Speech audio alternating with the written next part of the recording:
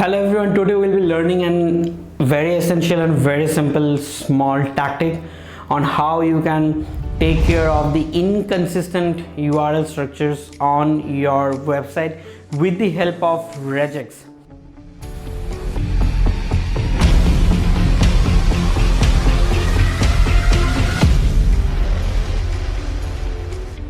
Now, regex is a regular expression, which is one of the features that you can find from your Google Search Console. So, coming straight to the topic, you can just open your Google Search Console, go into the pages, hit the plus sign, and as you can see on the screen, just click on the pages and then choose custom regex.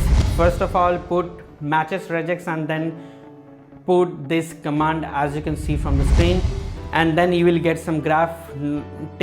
Export that list out. Once again, head back, change the condition to doesn't matches the regex, and you will get another graph and take the export of that list as well.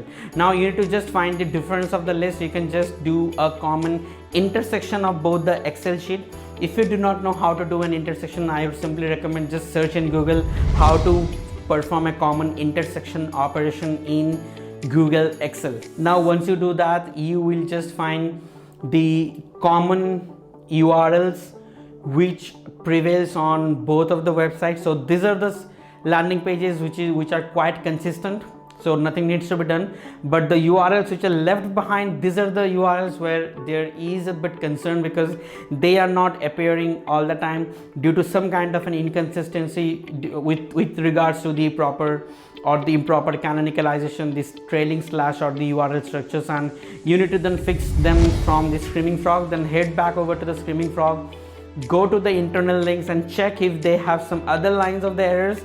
If you find any kind of on-page or technical errors, fix them. That's it, very simple. Thanks for watching.